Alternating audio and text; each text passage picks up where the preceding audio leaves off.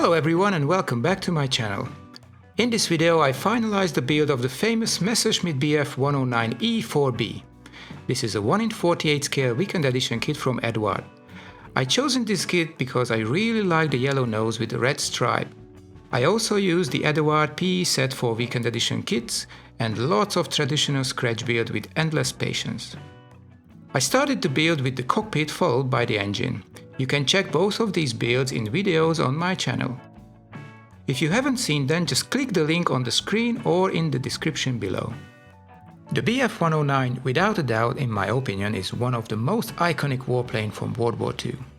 The first prototype maiden flight was in the mid-1935 and the 109 range was produced up to the end of the war. They built more than 37,000 airplanes. This particular bird was built in the Wiener Neustadt Flugzeugwerke under serial number 5901. Between August and October in 1940, the factory produced 9B and 20N variants of the E4 model in the range of 5891 to 5919. If my research is correct, she was produced in the middle of this period. Without fail, the pilot of this plane was shot down and crash-landed at Peckham, Kent, 2nd of October in 1940. Crashed plane was put on display to help raise funds for the war outside St. Nicholas Church in Durham. After the engine and the cockpit were built, I had to build them into the fuselage. First, there is a huge gap behind the engine. I cut a piece of styrene to fill the gap and drilled some holes for the oil and the water pipes. I made some thin pipes for the surge tank of the landing gear hydraulic system. I painted the whole middle section in Tamiya RLM02 grey. I glued everything into the port side of the fuselage. First was the cockpit, followed by the middle section.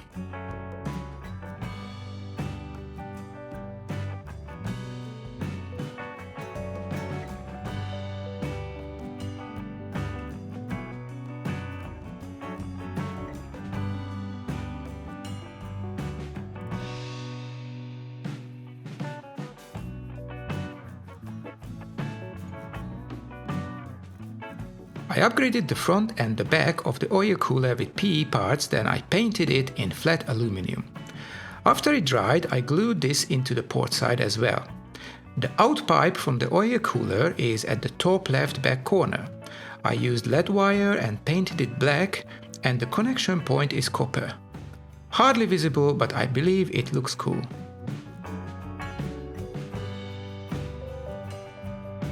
Do not make the same mistake that I made. Do not glue the exhaust pipes before installing the engine into the fuselage. It has made the assembly so much harder. So finally all the elements were glued into the port side, and before I closed the fuselage I applied lead wires for the cooling system's in and out pipes. The engine mount was designed in a very clever way. If the aircraft is standing on the ground, the whole weight of the engine is on the landing gears. It doesn't burden the other structure of the airframe, such as the wings. One more useful aspect was that the wings could be detached from the fuselage while the plane was standing on its own gear. This is the engine block ventilation pipe. I made it from 0.8 mm alloy pipe and I painted it in RLM02. I also painted the rubber connection and the two metal clips on it. Finally, I could close the fuselage. I used Tamiya cement and extra thin cement. I secured it with masking tape and left it to dry for a day.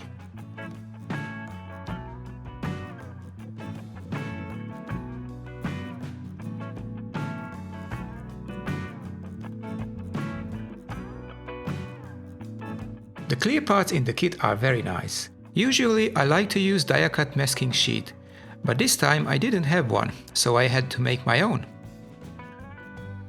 The canopy of the 109 is simple, not too many curved shapes, so easy to cut it. I used various Tamiya masking tapes and a brand new hobby blade.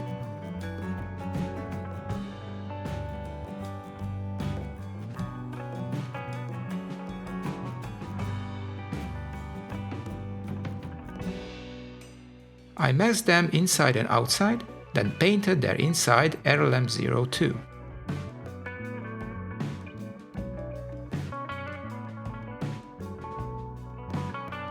I used the PE instrument panels and glued them together with Tamiya X22 clear. After it dried completely, I dropped a drop of clear varnish into every single instrument's face.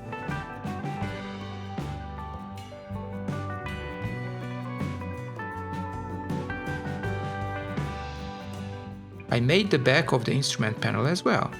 I used different diameter styrene and plastic rods, glued with extra thin glue. I used the face of the panel as a reference guide to place all the parts.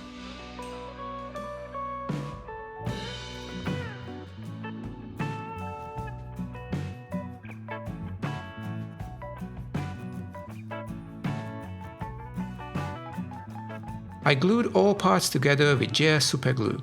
Gel superglue gives you a little bit more time to set the parts correctly. If you make the back of the instruments, make sure to keep enough space for cabling and wiring behind the machine guns. Originally, this area was covered with a zipped opened leather cover.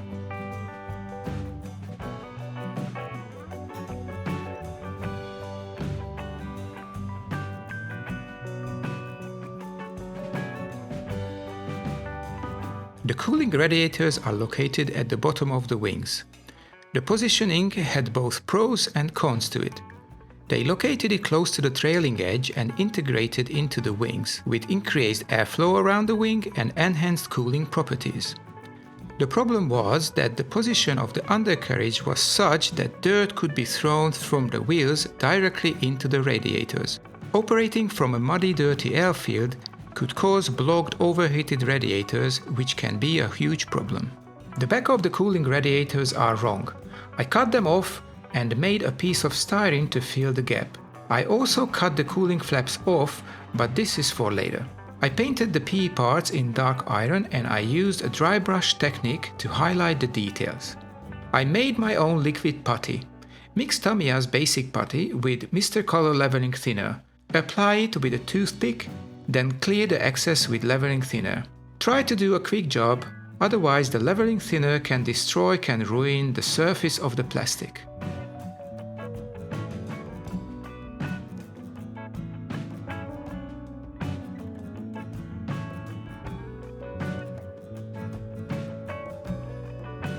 After I glued the wing parts together, I had to finely shape the styrene sheet that I applied behind the engine before.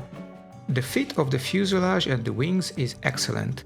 Just a little bit of filling and sanding is required.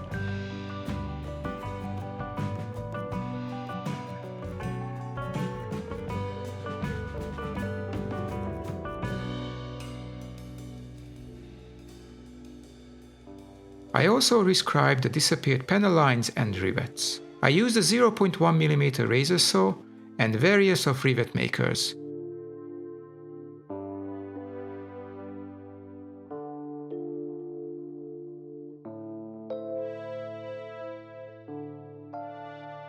I modified the revigun side. I applied a thin transparent sheet and the electric cable onto it. For the cable I used 0.2 mm lead wire.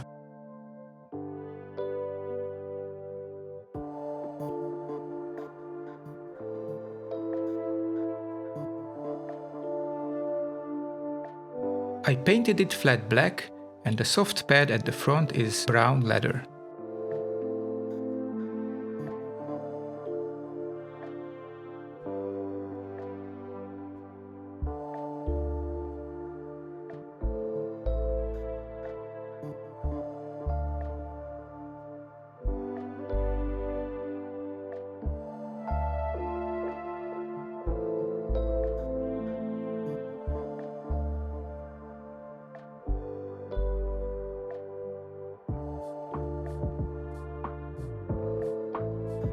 For the next step, I glued the front and the back part of the canopy.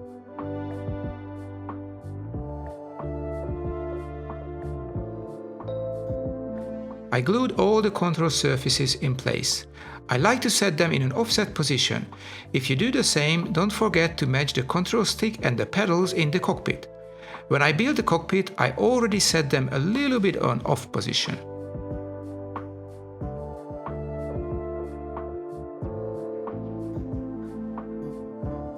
Now the model was ready for paint, but first I had to cover the engine and the cockpit.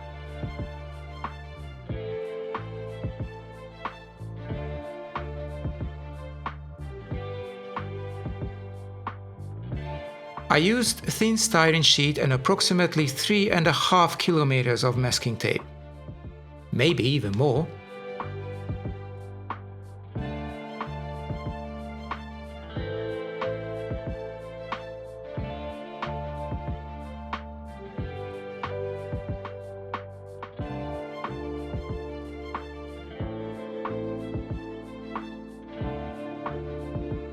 Okay, let's get started the paint job. I started the process with cleaning. With isopropyl alcohol, I cleaned the whole surface to remove grease and grime. Then I unified the surface with Mr. Surfacer 1200 primer. It relieves imperfections and provides a perfect surface for the colors.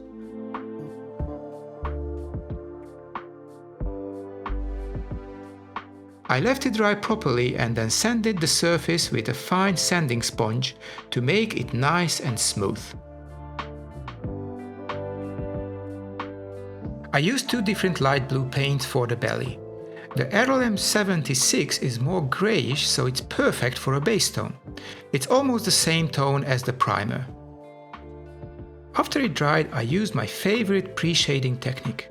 I painted marble patches with a fine 0.2mm airbrush with a low compressor settings.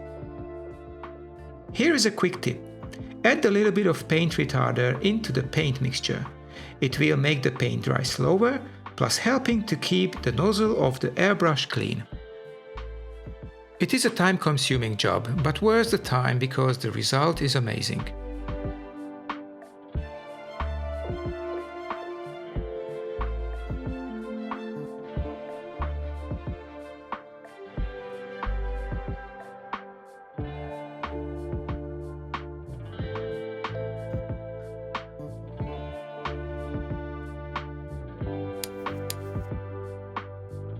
After the white paint, I used earth brown for the panel lines.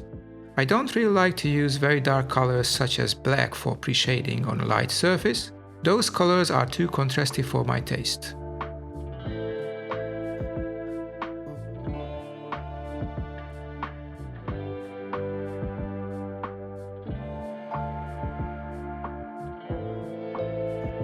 Finally, the top light blue layer RLM65.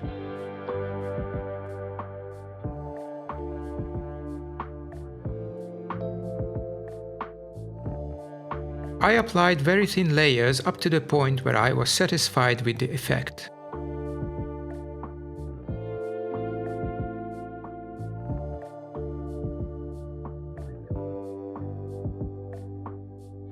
I used masking tape between the colors. The transition in between the colors was thin according to the original photos I checked. For the top colors I used the same technique as I used for the light blue. I used Tamiya RLM02 for a base color, then the white marbling, followed by the brown shading.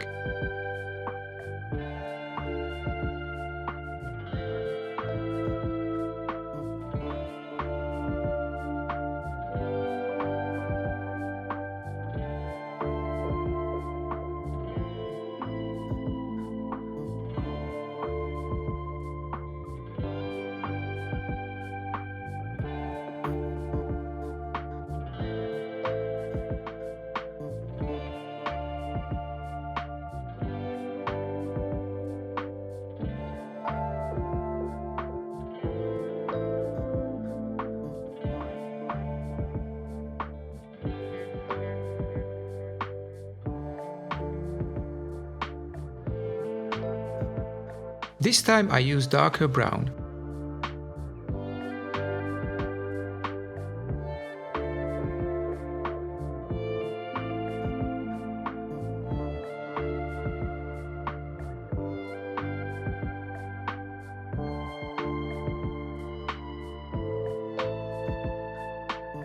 For the top colors I used RLM02 and RLM71 from Mr. Hobby. I really like the tone of these paints.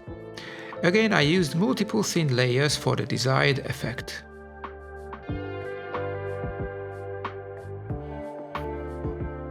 Here is another quick tip.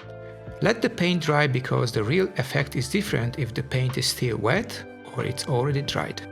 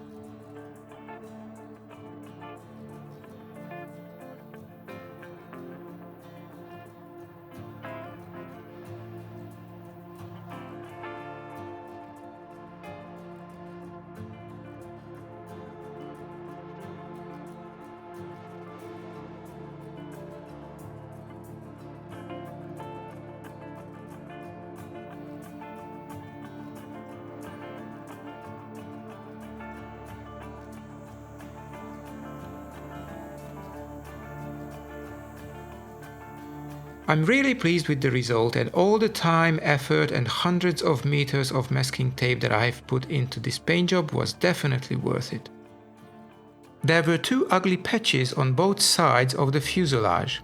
Probably the plane changed operational unit and they had to remark it quickly. I used Mr. Hobby RLM 70 to paint them.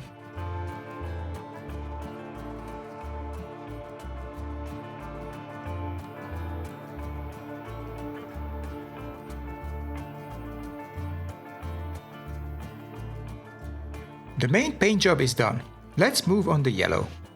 I realized that the cowling is wrong.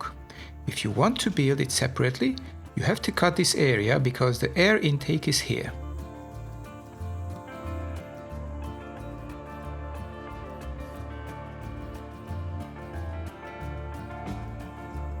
Highly recommended to use white primer or white paint underneath the yellow. Without it, the yellow is not as colorful as it should be. For pre-shading, I use the same earth brown as on the belly of the plane. This mid-tone brown is very nice underneath the yellow.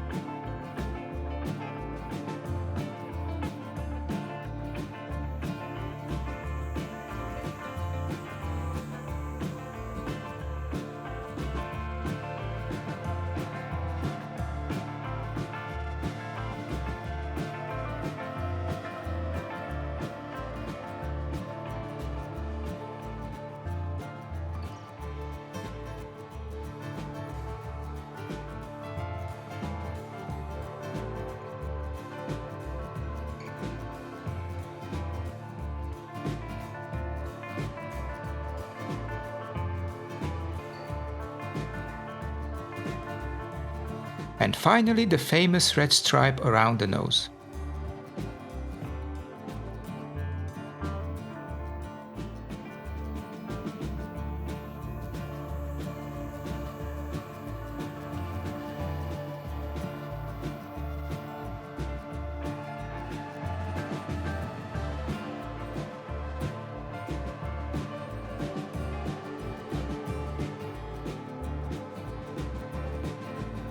Here is some good advice. Never touch the freshly painted surface with your fingers. I had to fix it later. I also made the hedge locks and the holes in the front of the cowling.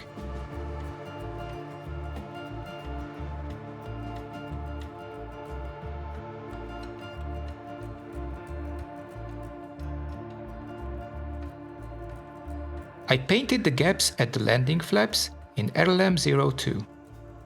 I used Tamiya RLM02 this time for shade differences.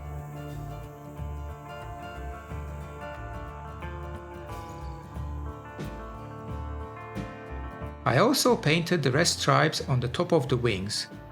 I used another couple of meters of masking tape. I protected the whole paint job with a clear coat. There is a missing rivet line around the cone of the propeller. This was the easiest way to make it. I used Rosie the Riveter 0.65 mm.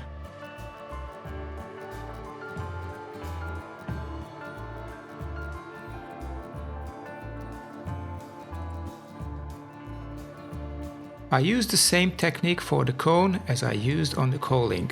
First the white primer, followed by the brown shading, and then finally the yellow paint.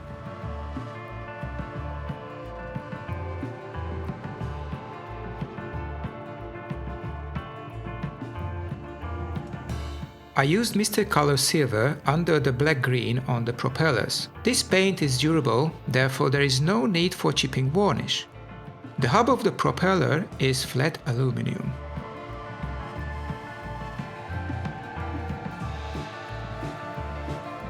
The wing cannon barrels were broken in the kit, so I bought this aftermarket armament set. All I had to do is cut the tips and glue the metal ones. I used J Super Glue. They look much better than the original plastic ones.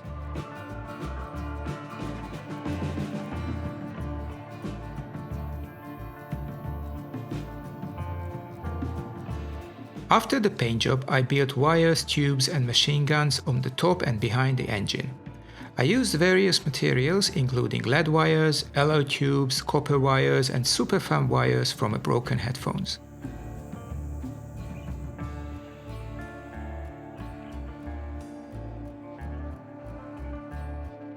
Thanks to the internet, there are lots of original photos that help to make it close to the original as possible. Unfortunately, almost all of the photos are black and white, so it's not easy to predict what was the original color. So we have to guess. Sometimes it's not easy.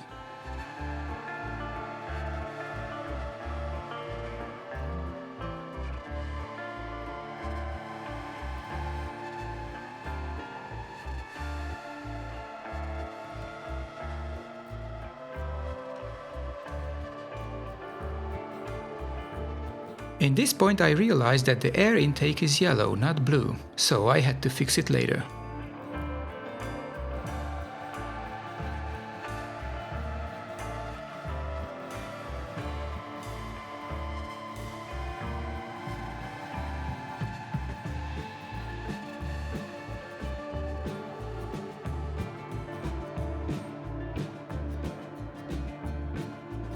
The original parts in the kit of the spark plug covers were too chunky for my taste, so I rebuilt them from thin styrene sheets. With a soft pencil I drew the position of the holes, then poked with a needle and drilled them on gradually 0.3, 0.5, 0.7 and finally with a 1 mm drill bit. You need to drill gradually, otherwise the thin sheet breaks. Believe me, I learned this the hard way. I think they look much better than the original one. Little effort but totally worth it.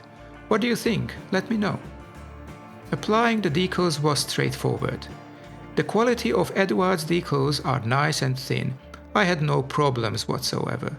I used decal chemicals such as Mr. Mark Setter and Tamiya Mark Fit Strong. I applied all of the stencil decals as well because this plane was basically brand new.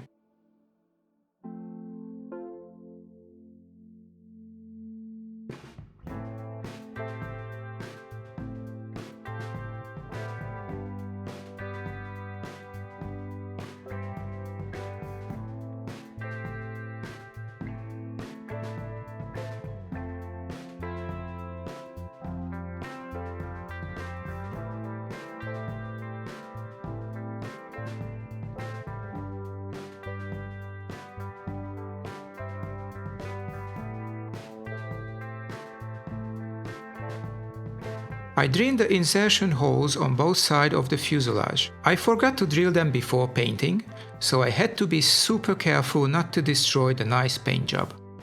I used a soft copper tube for the antenna attachment and shaped it like a water droplet. It wasn't easy, I messed up a lot, but eventually I hit the right shape.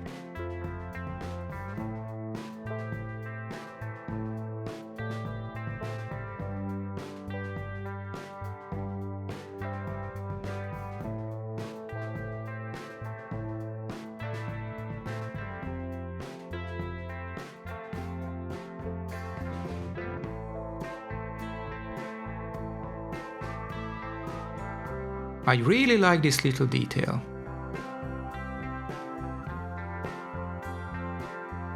The landing gear attachment points are not too deep, and because of that I use super glue to make a strong bond. To set the right position, I used a simple small metal ruler.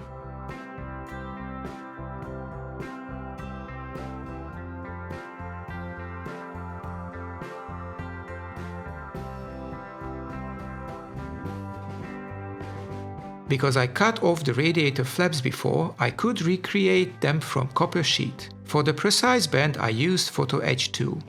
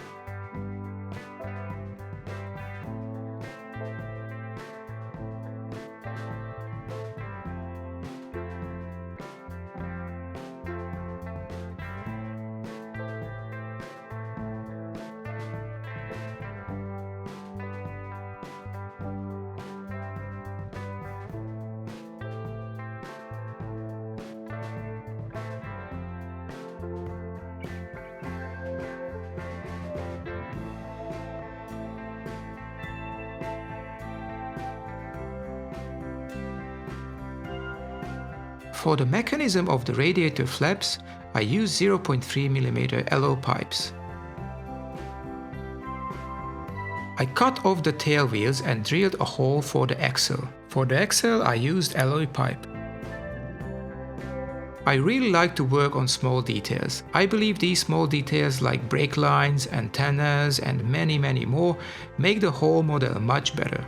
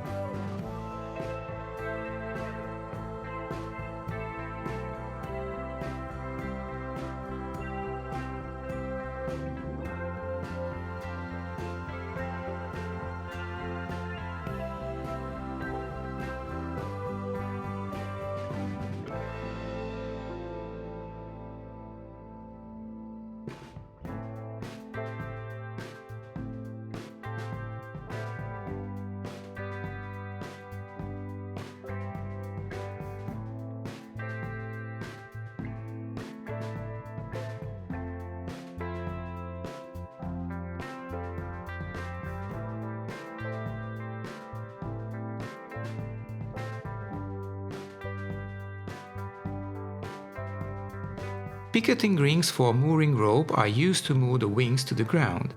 I used 0.2 mm copper wire. Lovely little detail.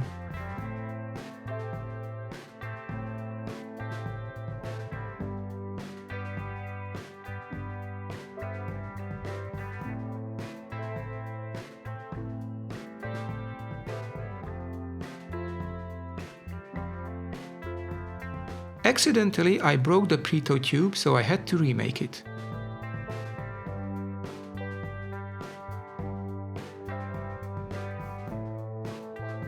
I used very light abrasion as the machine was probably just over a month old when it was shut down. I tried to focus on places where they might have been exposed to the most stress, such as where the pilot and the mechanics were walking on the wings. I used darker metal color Tamiya XF56 metallic grey for this job.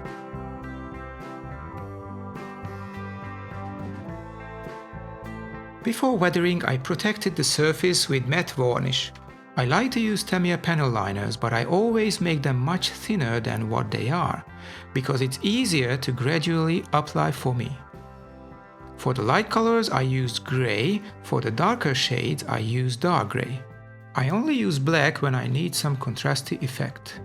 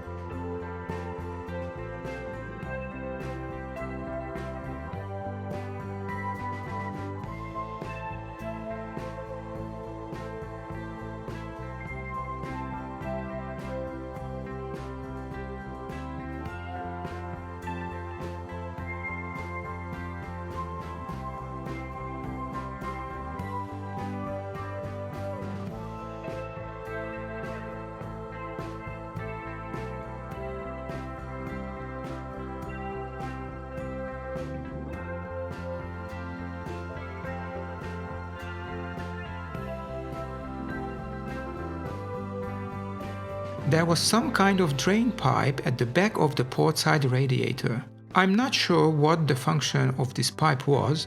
If you know, please let me know down in the comments below. Easy detail, so I made it. I bent copper tube, but first I put lead wire into it so it doesn't crumble. Then I glued it with gel superglue.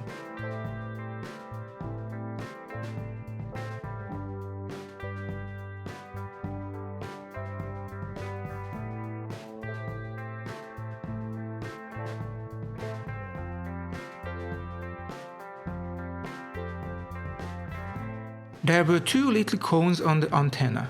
I put styrene rod in my little cheap drill, and with a diamond file I shaped the cone form. Then I drilled a hole in the middle with a 0.3 mm drill bit. In the end I cut it with a saw blade. Do the end manually, otherwise the small piece flies over the room and disappears forever. I used Uschi van der Rosten elastic rigging fixed with superglue.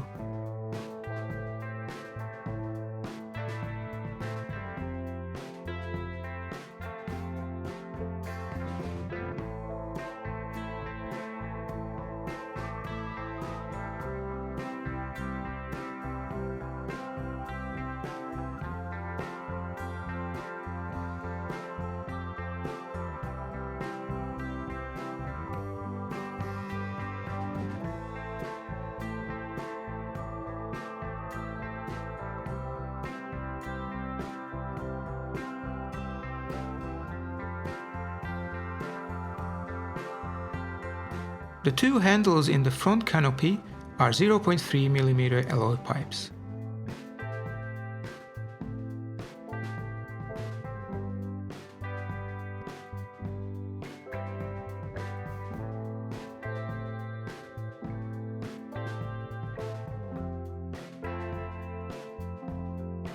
Last, I modified the canopy.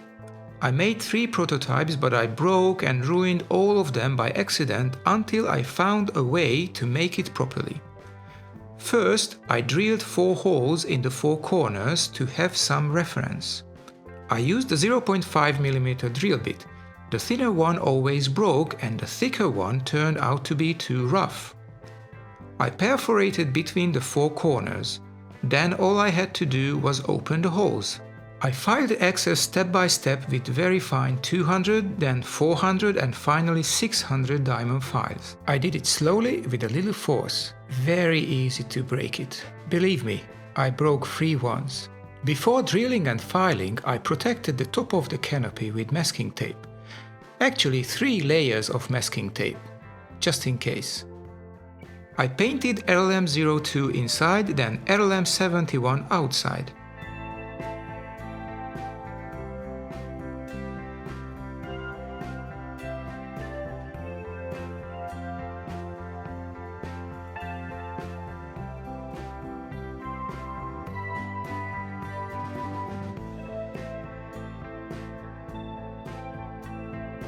I cut out the windows and shaped them to the appropriate size step by step.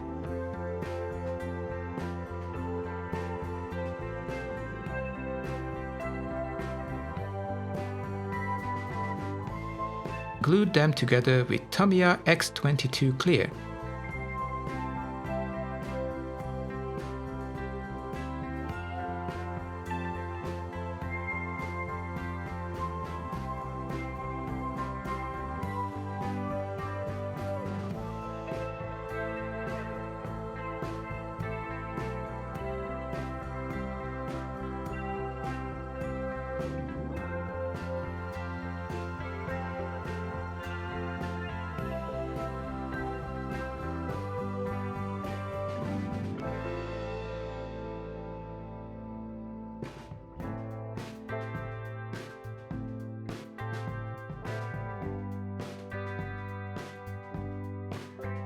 It was a long and meticulous job, but I think every minute was worth it because I'm extremely happy with the result.